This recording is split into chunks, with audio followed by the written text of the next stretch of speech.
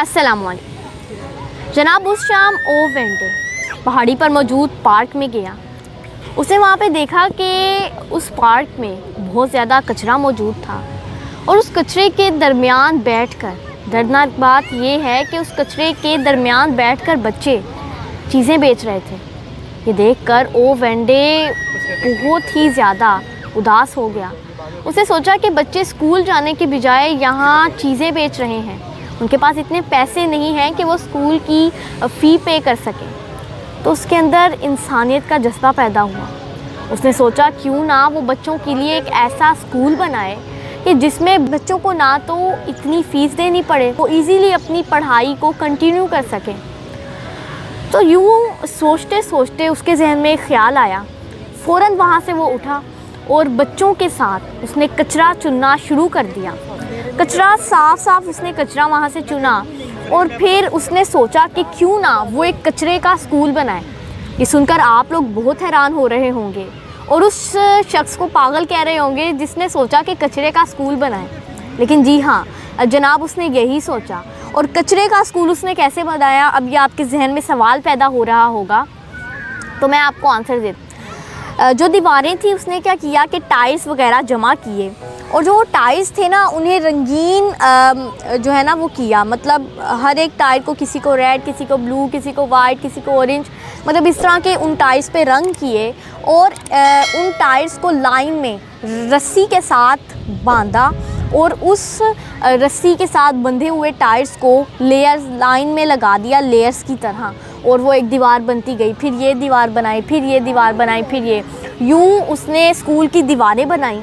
उसके बाद अब जो बच्चे जो बच्चों की बुक्स होती थी वो जो होता था ना कचरे का कैन, उसके अंदर रखते थे। मतलब कैन वगैरह होते हैं ना, साफ़ सुथरे कचरे में वो मिलते हैं, तो उसके अंदर रखते थे।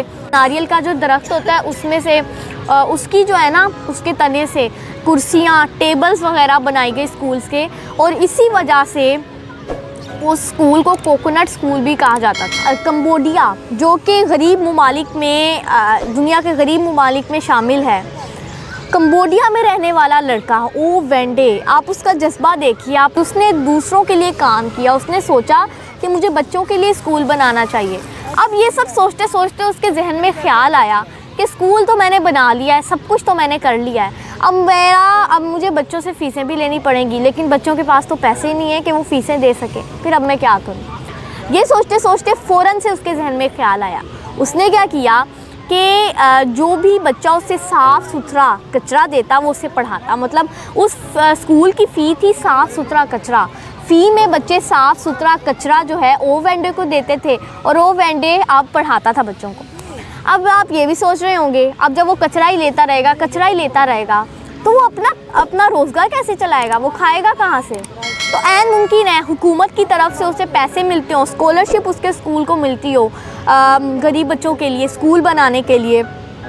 और ये भी हो सकता है कि वो जो साफ़ सुथरा कचरा लेता हो बच्चों से वो बेच देता हो, आगे सेल करता हो, और देन यूँ ये बात आज इस ओ वेंडे की स्टोरी से हकीकत में बदल रही है कि जब हम अल्लाह के कामों में लग जाते हैं ना, अल्लाह हमारे कामों में लग जाता है। हम जब भी सोचते हैं सिर्फ़ और सिर्फ अपने लिए सोचते हैं। आप जब दूसरों के लिए सोचना शुरू कर देंगे, इंसानियत की मदद, दूसरों की मदद, तो आपको सुकून मिलेगा। जब आप दूसरों के लिए दुआ करेंगे तो आपके लिए आप समझे कि आसानियों के दरवाज़े खुल जाएंगे। जो इंसान अल्लाह के साथ तिजारत करता है तो उसे नुकसान नहीं हो सकता, और अल्लाह ताला भी फरमाता है कि हमारे साथ तिजारत करने वाला कभी नुकसान में नहीं रहता।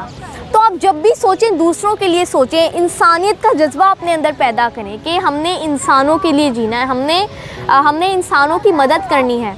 हम देखते हैं कि भूखे बच्चे होते हैं, कुछ बच्चे सिग्नल पे जो है तो वो बुक्स वगैरह बेच रहे होते हैं, भूखे होते हैं, और हमें चाहिए कि अगर हम साहिब इस्तात हैं या हमारे पास थोड़े बहुत पैसे हैं जो हम उन्हें दे सकें और ख़ुद भी ले सकें, तो फिर हमें ऐसा करना चाहिए कि हम उन्हें भी दें। और जब हम उन्हें देंगे, दूसरों की मदद करेंगे, इसका मतलब ये हुआ कि जब हम खालिक की, मखलूक की मदद करते हैं तो खालिक हमारी मदद करने लग जाता है। तो आप भी आज से अपने अंदर जज्बा एहसार पैदा करें तो इंशाल्लाह आपके सारे मसाइल हल होंगे और अल्लाह आपको अपनी तरफ से आसानियाँ देगा।